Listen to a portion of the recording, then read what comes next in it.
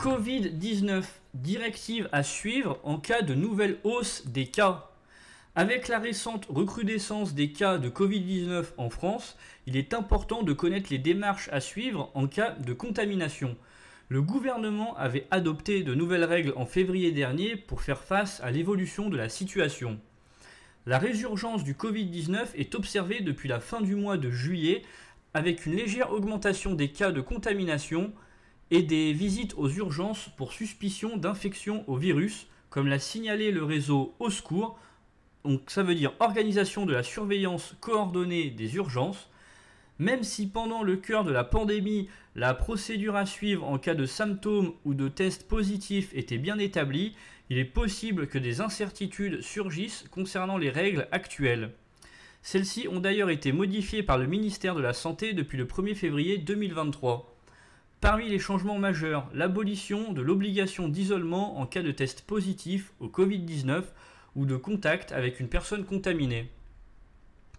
En cas de symptômes ou de contact avec une personne contaminée, si vous présentez des symptômes tels que fièvre, toux, maux de tête, maux de gorge, courbatures, fatigue inhabituelle ou diarrhée, il est essentiel de réappliquer les gestes barrières. Cela implique le lavage régulier des mains, l'avertissement de votre entourage, le maintien d'une distance physique avec autrui, l'évitement des contacts avec les personnes vulnérables et le télétravail si possible.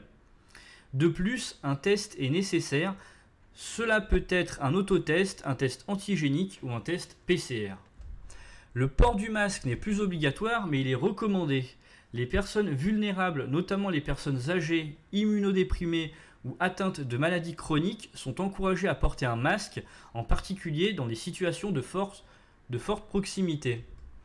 Certains établissements, comme les établissements de santé et médico-sociaux, les pharmacies et les laboratoires de biologie médicale peuvent exiger le port du masque pour les enfants de plus de 6 ans. Les contacts avec des cas confirmés ne sont plus tenus de réaliser un test de dépistage 2 jours après avoir été informés par la personne contaminée.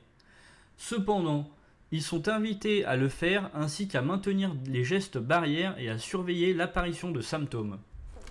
L'assurance maladie a également abandonné le traçage des contacts qui consistait à identifier les personnes testées positives au Covid-19 et leurs contacts. Fin de la prise en charge à 100% des tests. Un autre changement majeur est la fin de la prise en charge à 100% par l'assurance maladie des tests de dépistage, qu'il s'agisse de personnes vaccinées ou non. Cependant, si vous bénéficiez d'une assurance complémentaire santé, cela ne changera pas grand-chose.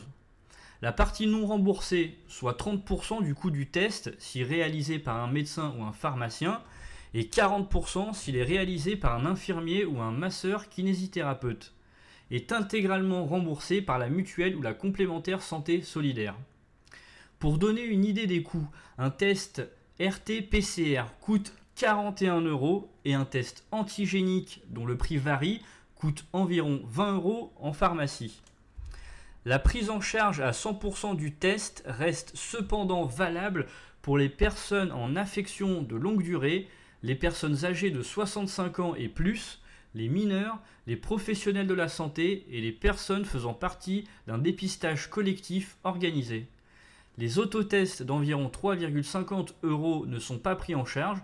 Cependant, dans certaines situations, ils peuvent être gratuits sur présentation d'un justificatif, notamment pour les enfants de moins de 12 ans en contact avec des cas confirmés. Les personnes en contact avec des cas confirmés ayant un schéma vaccinal complet, le personnel de l'éducation nationale et certaines catégories de professionnels travaillant avec les personnes âgées et les personnes en situation de handicap. En cas de résultat positif à un autotest, il est recommandé de faire un test antigénique ou PCR. L'autotest n'est pas recommandé pour les enfants de moins de 3 ans. Avec un test positif, plus d'isolement obligatoire. En cas de résultat positif, vous n'êtes plus obligé de vous isoler à domicile.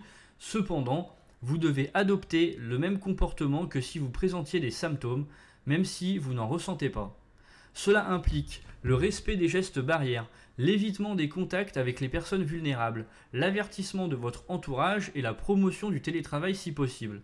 Vous devez également informer les personnes que vous avez côtoyées dans les 48 heures précédant l'apparition des symptômes ou dans les 7 jours précédant le test en l'absence de symptômes. Même si le port du masque n'est pas obligatoire, il est fortement recommandé. Vous devez également contacter votre médecin traitant pour assurer le suivi de la maladie, soit par téléconsultation, soit en personne. Il est important de noter que la prise en charge à 100% des téléconsultations mises en place en 2020, pendant la crise sanitaire, a pris fin. Comme pour les consultations en personne, la sécurité sociale prend en charge 70% des frais, les 30% restants étant à votre charge ou à celle de la mutuelle si vous en avez une. Le remboursement à 100% reste possible en cas d'affection de longue durée, de maladie professionnelle ou de téléconsultation en lien avec la maternité. C'est la fin du régime dérogatoire pour les arrêts de travail. Si votre état de santé vous empêche de travailler, vous pouvez demander un arrêt de travail à votre médecin. Depuis le 1er février, seul un médecin peut établir cet arrêt de travail. Il n'est plus possible de demander un arrêt dérogatoire sur le site dédié de l'assurance maladie. Désormais, le délai de carence s'applique comme pour tout arrêt de travail. Un test positif au Covid-19 ne permet plus de bénéficier des indemnités journalières sans vérification des conditions d'éligibilité. Merci d'avoir suivi cette vidéo, j'espère qu'elle vous a été d'une grande aide, que vous l'avez appréciée. N'hésitez pas à partager, à liker, à commenter, de venir faire un tour sur la chaîne YouTube, de regarder d'autres vidéos si certains sujets vous intéressent. Moi je vous souhaite une bonne et agréable journée, à la prochaine.